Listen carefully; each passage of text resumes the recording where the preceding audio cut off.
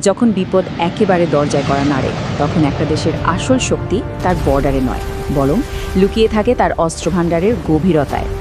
আজ আমরা এমন কিছু ক্লাসিফাইড ফাইলের আড়াল সরাতে যাচ্ছি যা সচরাচর সামনে আসে না। সিচুয়েশনটা কিন্তু এখন মারাত্মক হাই স্টেকস, তাই এই ডেটাগুলো খুব মনোযোগ দিয়ে শোনা প্রয়োজন। ভারত কি সত্যি এক মরণঘাতী যুদ্ধের জন্য প্রস্তুত? একদিকে হিমালয়ের পাহাড় আর অন্যদিকে ভারত মহাসাগরের উত্তাল সমুদ্র।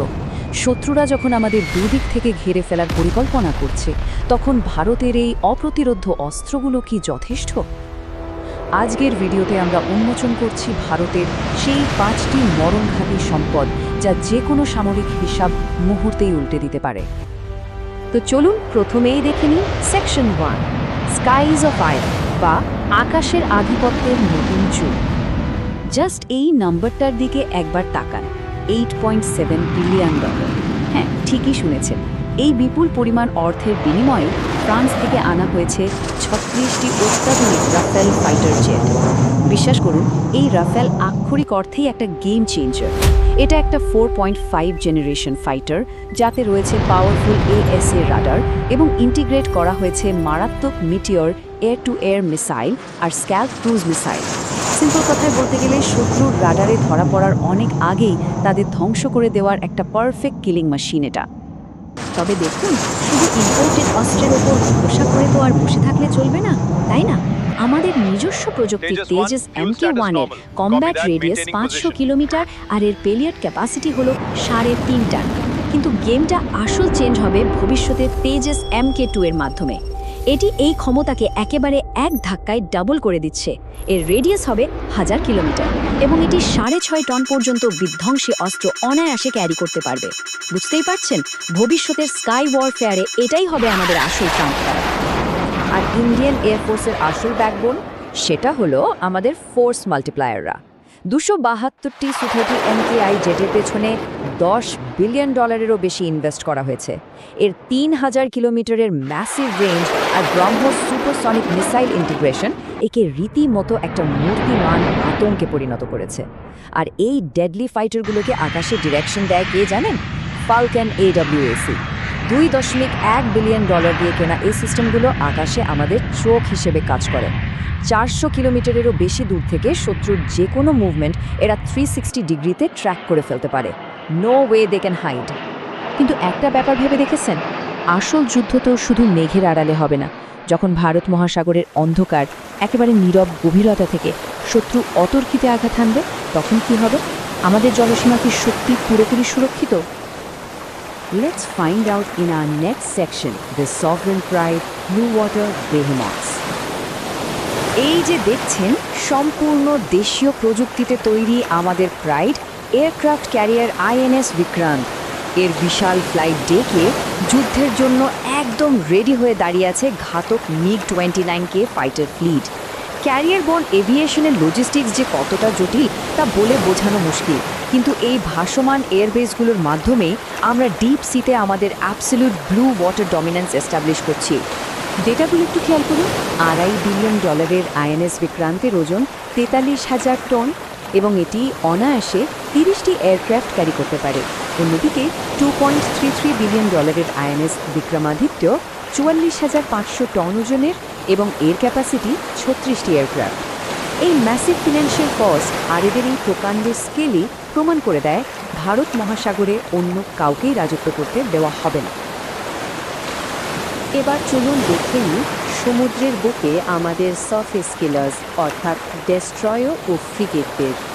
প্রজেক্ট 15B এর অধীনে তৈরি হওয়া এই Visakhapatnam class stealth guided missile ডেস্ট্রয়ারগুলোর দিকে জাস্ট একবার তাকান। এর চোখ ধাঁধানো স্টেলথ ডিজাইন এমনভাবে তৈরি যে শত্রুর রাডারে এগুলো প্রায় অদৃশ্যই থাকে বলা যায়। হাই থ্রেট এনভায়রনমেন্টে সার্ভাইভ করার ক্ষেত্রে এটা আক্ষরিক অর্থেই একটা মাস্টারপিস। আর শুধু ডিফেন্স নয়, এই ডেস্ট্রয়ার আর প্রজেক্ট 17 এর নীলগিরি ক্লাস ফ্রিগেটগুলোতে রয়েছে মারাত্মক সব ওয়েপন সিস্টেম। এজেস লাইক শক্তিশালী MF স্টার ASR রাডার, শত্রুর বুক কাঁপানো ব্রহ্মোস সুপারসনিক ক্রুজ মিসাইল, আকাশপথ সিকিউর করতে 32টি বারাক 8 মিসাইল আর আন্ডার ওয়াটার থ্রেট সামলাতে RBU 6000 রকেট লঞ্চার। সাথে রয়েছে Lanza M surveillance radar. Literally এগুলো এক একটা অভেদ্য ভাসমান দুর্গ।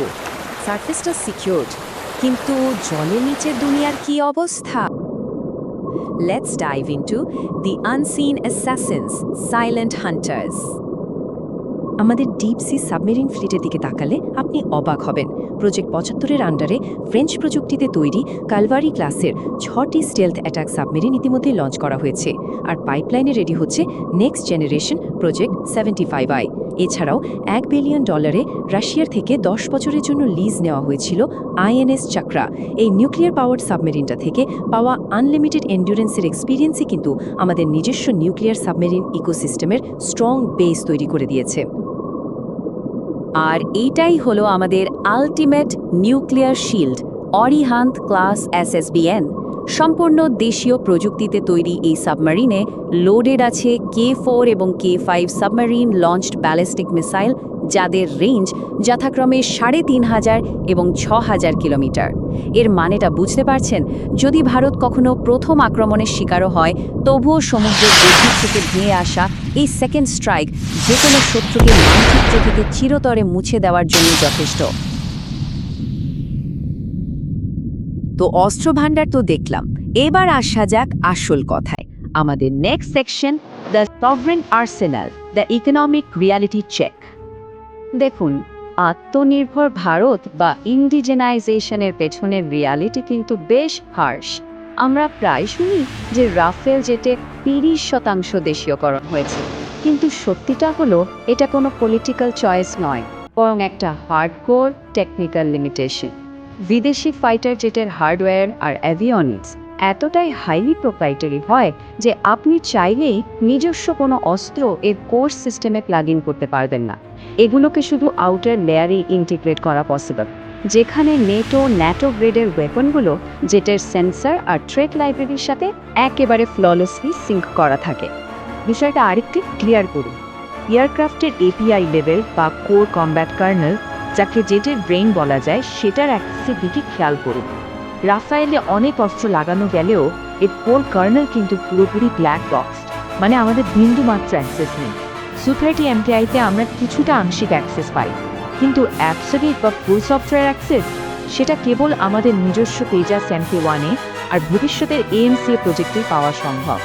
সোজা কথায়, ইম্পোর্টেড জেটের ওপর ডিপেন্ড করে 100% টেকনোলজিক্যাল সভরেন্টি অ্যাচিভ করা বাস্তবে অসম্ভব। আর ঠিক এই দূর্ভ বাস্তবতা থেকে আজকের সবচেয়ে ভাইটাল প্রশ্নটা উঠে আসে। অ্যাডভান্সড মিডিয়াম কমব্যাট এয়ারক্রাফট বা AMCA প্রজেক্ট যখন আস্তে আস্তে বাস্তবে রূপ নিচ্ছে, তখন ভবিষ্যতের এই ফোর্স মাল্টিপ্লায়ার কি আগামী দিনের যুদ্ধে আমাদের সেই বহু কাঙ্ক্ষিত অ্যাবসলিউট টেকনোলজিক্যাল সভরেন্টির গ্যারান্টি দিতে পারবে? সম্পূর্ণ সামরিক স্বাধীনতার এই বিপুল আর্থিক আর প্রযুক্তিগত মূল্য চোকাতে আমরা কি সত্যিই প্রস্তুত? উত্তরটা তোলা রইল ভবিষ্যতের জন্য। অবশ্যই লাইক শেয়ার করবেন আর সাবস্ক্রাইব করতে ভুলবেন না, এটা আমাদের উৎসাহিত করে। একদম। আবার কথা হবে অন্য কোনো বিষয় নিয়ে। ভালো থাকবেন সবাই।